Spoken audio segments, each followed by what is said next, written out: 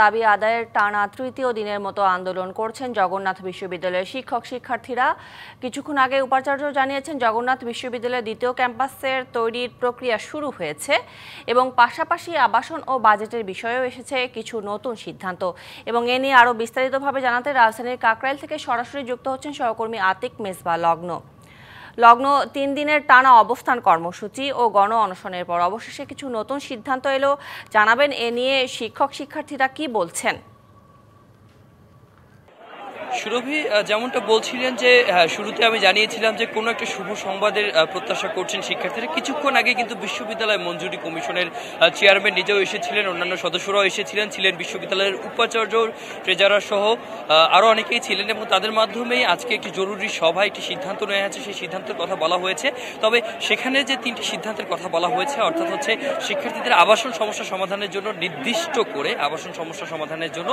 নির্দিষ্ট করে যে হল নির্মাণের যে কাজ, সেটা তৎপরতা শুরু হবে, দ্বিতীয় ক্যাম্পাসের তৎপরতাও শুরু হবে। কিন্তু এই বিষয়টি আসলে কোনোভাবেই যেন সেই যে সিদ্ধান্তের কথা বলা হয়েছে, সেই সিদ্ধান্তে আদৌ যারা নেতৃবৃন্দ রয়েছেন, আন্দোলনকে নেতৃত্ব দিচ্ছেন, তারা আদৌ সন্তুষ্ট কিনা সেই বিষয়টি আসলে এখন পর্যন্ত জানা যায়নি। তবে কিছুক্ষণ পরে, অর্থাৎ রাত 8টায় একটি জরুরি ব্রিফিং ডেকেছে বিশ্ববিদ্যালয় শিক্ষক সমিতি। তারা আসলে সেখানেই জানাবে যে পরবর্তীতে কোন ধরনের কার্যক্রম রয়েছে, অথবা আজকে যে আলোচনার মাধ্যমে যে সিদ্ধান্তটা এসেছে সেখানে তারা সন্তুষ্ট কিনা, বা পরবর্তীতে তারা আন্দোলন অব্যাহত রাখবে কিনা, অনশন কি হবে, সবকিছু মিলেই কিন্তু সেই সিদ্ধান্তটা রাত 8টায় যে ব্রিফিংটা হবে তারপরেই জানা যাবে।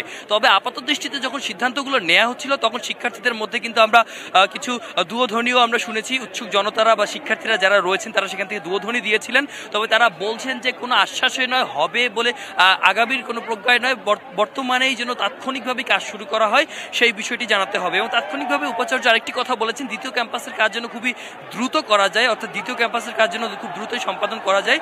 সেক্ষেত্রে তারা কিন্তু কাজ শুরু করে দিয়েছেন, অর্থাৎ সকল প্রকার সমস্যা সমাধান করে যেন দ্রুতই তৎপরতার সাথে যেন কাজগুলো করা যায় সেই বিষয়টি জানানোর কথা বলেছেন।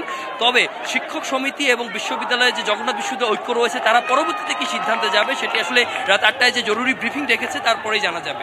নিশ্চয়ই লগ্ন, ধন্যবাদ আপনাকে।